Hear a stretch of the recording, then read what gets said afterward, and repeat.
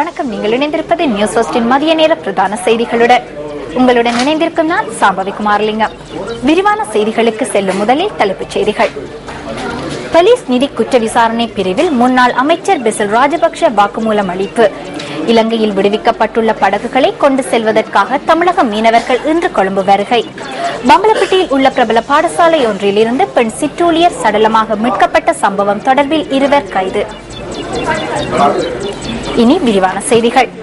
திவிநெகும திணைக்களத்தில் இடம்பெற்றதாக கூறப்படும் நிதி மோசடி தொடர்பில் முன்னாள் அமைச்சர் பெசில் ராஜபக்ஷ போலீஸ் நிதி குற்ற விசாரணை பிரிவில் வாக்குமூலம் அளித்துள்ளார்.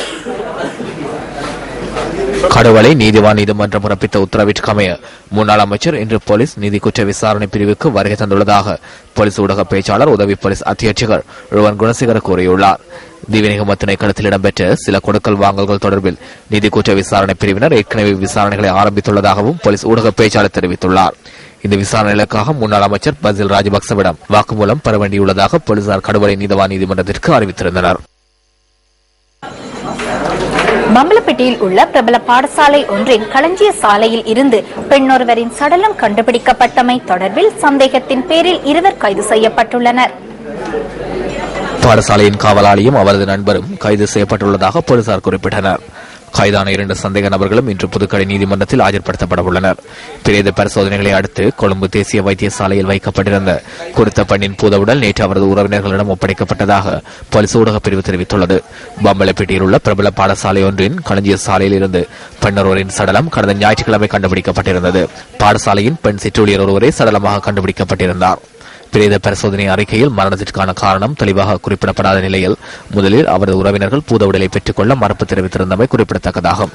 சடலமாக மீட்கப்பட்ட பெண் சிற்றூழியரின் உடற்பாகங்கள் மேலதிக ஆய்வுகளுக்காக அனுப்பி வைக்கப்பட்டுள்ளது என போலீசார் கூறுகின்றனர்.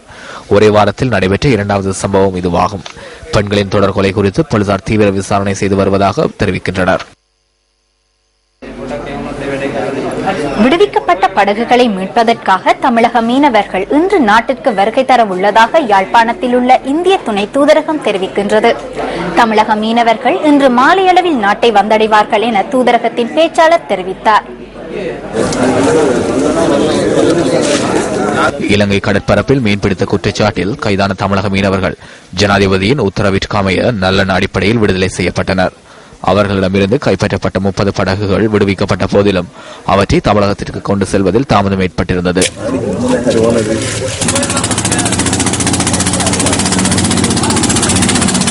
நீண்ட காலம் பயன்படுத்தப்படாமையால் படகுகளின் என்ஜின்கள் பழுதடைந்து காணப்பட்டமை இதற்கு முக்கிய காரணமாகும்.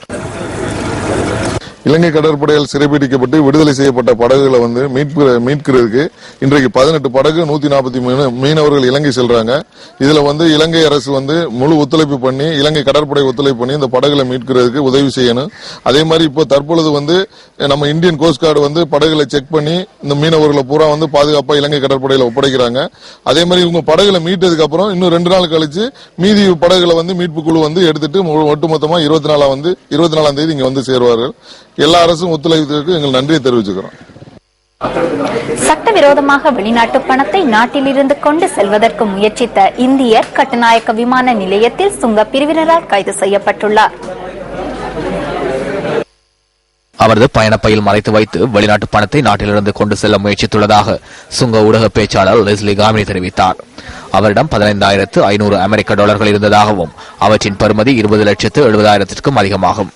நாட்டிலிருந்து பேங்காக் செல்வதற்கு முயற்சித்த போது சந்தேக நபர் இன்று அதிகாலை கைது செய்யப்பட்டதுடன் அவரிடம் மேலதிக விசாரணைகள் முன்னெடுக்கப்படுகின்றன.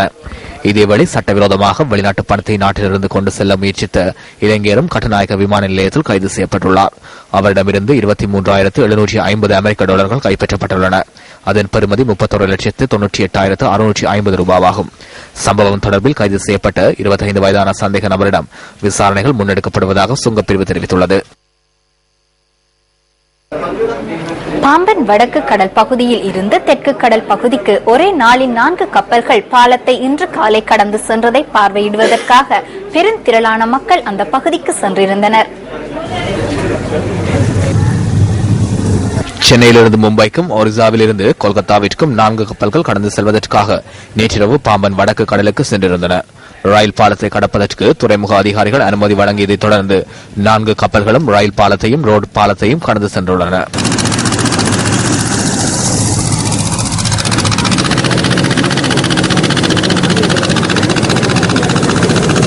ஒரே நாளில் 4 பாரிய கப்பல்கள் 2 பாலங்களையும் கடந்து செல்வதை பார்வையிடுவதற்கு பெருமளவிலான மக்கள் அந்த பகுதியில் கூடியிருந்தனர்.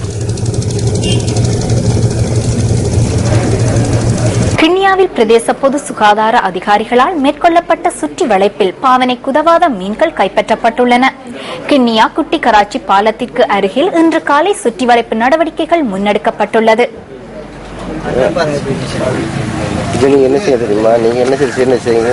பிரதேச பொது சுகாதார அதிகாரிகளால் 9 மீன் வியாபாரிகளிடமிருந்து பாவனைக்கு உதவாத மீன்கள் கைப்பற்றப்பட்டுள்ளன. இதன்போது மீன்கள் அழுகிய நிலையில் காணப்பட்டதாக எமது பிராந்திய செய்தியாளர் கூறினார். கைப்பற்றப்பட்ட மீன்கள் மண்ணெண்ணெய் ஊற்றி அழித்தொழிக்கப்பட்டுள்ளன. அத்துடன் பாவனைக்கு உதவாத மீன்களை விற்பனை செய்யவிருந்த மீனவர்களுக்கு கடும் எச்சரிக்கையும் விடுக்கப்பட்டுள்ளது.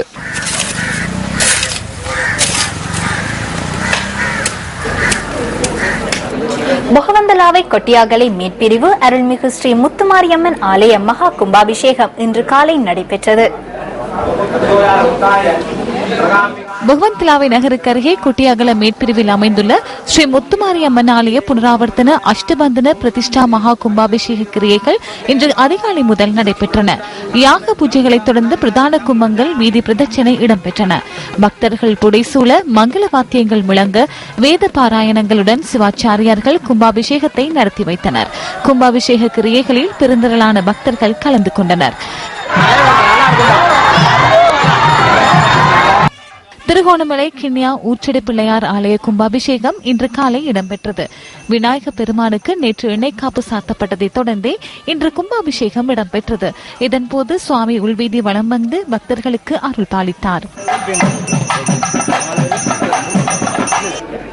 புத்தளம் கல்வி வலயத்திற்குட்பட்ட கட்டைக்காடு ரோமன் கத்தோலிக்க தமிழ் மகா வித்தியாலயத்தின் பிரதான கட்டிடம் புனரமைக்கப்பட்டுள்ளது.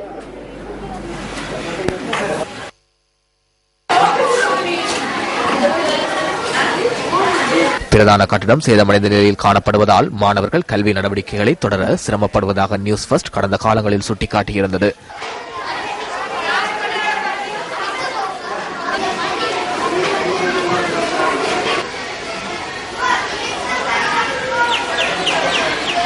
கட்டிடம் சேதமடைந்திருந்ததால் பாடசாலையில் இடப்பற்றாக்குறையும் ஏற்பட்டிருந்ததாகவும் சுட்டிக்காட்டியிருந்தோம். இந்த பிரச்சினை தொடர்பில் உரிய அதிகாரிகளின் கவனத்திற்கு கொண்டுவரப்பட்டதை தொடர்ந்து கட்டிடத்தின் புனரமைப்பு பணிகள் முன்னெடுக்கப்பட்டுள்ளன. இந்த கல்வி நடவடிக்கைகளை மேற்கொள்வதற்கான ஒரு சிறந்த தளமாக, வாய்ப்பாக, சந்தர்ப்பமாக இந்த கட்டிடம் அமைந்திருக்கிறது. பல வருட காலங்களாக எமது பாடசாலை சீர்குலைந்த நிலையில் காணப்பட்டது. அதனை சுட்டிக்காட்டியது எமது சக்தியின் நியூஸ் ஃபர்ஸ்ட் ஆகும். நியூஸ் ஃபர்ஸ்டுக்கு எமது மனமார்ந்த நன்றிகளை தெரிவித்துக் கொள்கின்றோம். காரணம், பல அசௌகரியங்களுக்கு மத்தியில் நாங்கள் கல்வி கற்று இன்று எமது பாடசாலையை சிறந்த ஒரு முறையில் எமக்கு கூடுமான அளவு வசதிகளுடன் செய்து தரப்பட்டுள்ளது. நாங்கள் மிகுந்த மகிழ்ச்சியுடனும் நேர்த்தியான முறையிலும் எமது கல்வியை தொடர இந்த கட்டிடம் சீரமைத்து கொடுத்தமே எமக்கு மிகவும் உதவியாக அமைந்தது. கல்வி நடவடிக்கைகளை தொடர்வதற்கு உதவி புரிந்த நியூஸ் ஃபர்ஸ்டுக்கு மாணவர்களும் பெற்றோர்களும் தமது நன்றிகளை தெரிவித்திருந்தனர். எங்கள் பாடசாலை ஏற்கனவே இந்த கட்டிடமின்மை பிரச்சனையால் நியூஸ் பேஸ்ட் அவர்களுக்கு சுட்டிக்காட்டப்பட்டிருக்கின்றது. பல்வேறுபட்ட அசௌகரியங்களை மேற்கொண்டிருந்தோம். உதாரணமாக நாங்கள் பல்வேறு பல தனி கொட்டுகளை அடித்து அதிலிருந்து தான் நாங்கள் படித்துக் கொண்டிருந்தோம். தற்போது இந்த கட்டிட பிரச்சனையை தீர்த்த சம்பந்தப்பட்ட அதிகாரிகள் மற்றும் இந்த நியூஸ் பேஸ்ட் அவர்களுக்கு எமது மனமார்ந்த நன்றிகளை தெரிவித்துக் கொள்கின்றோம். உலக பூலோக தினம் இன்றாகும். சூழலை பாதுகாப்பதற்காக ஒன்றிணைவோம் என்ற தொனிப்பொருளில் இந்த வருடம் உலக பூலோக தினம் அனுஷ்டிக்கப்படுகின்றது. சூழல் மாசடைவதை தவிர்ப்பது தொடர்பில் மக்களை தெளிவுபடுத்துவதே பூகோள தினத்தை அனுஷ்டிப்பதன் முக்கிய நோக்கம் என மத்திய சுற்றாடல் அதிகார சபையின் தலைவர் பேராசிரியர் லால் தர்மஸ்ரீ தெரிவிக்கின்றார். அதற்கமைய நாடளாவிய ரீதியில் விழிப்புணர்வு நடவடிக்கைகள் இன்று முன்னெடுக்கப்பட உள்ளதாகவும் மத்திய சுற்றாடல் அதிகார சபை தெரிவிக்கின்றது.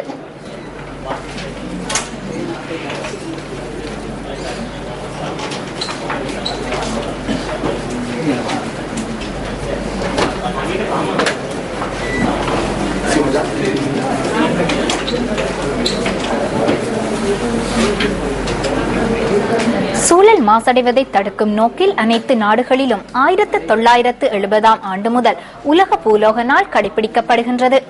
1969 ஆண்டு ஐக்கிய அமெரிக்காவின் சான் பிரான்சிஸ்கோ நகரில் இடம்பெற்ற யுனெஸ்கோ மாநாட்டில் மனிதரும் பிற உயிரினங்களும் வாழும் பூமியின் அழகை சிறப்பித்து சூழல் மாசடைவதை தடுக்க மக்களிடையே விழிப்புணர்வு ஏற்படுத்துவதன் தேவை குறித்து வலியுறுத்தப்பட்டது.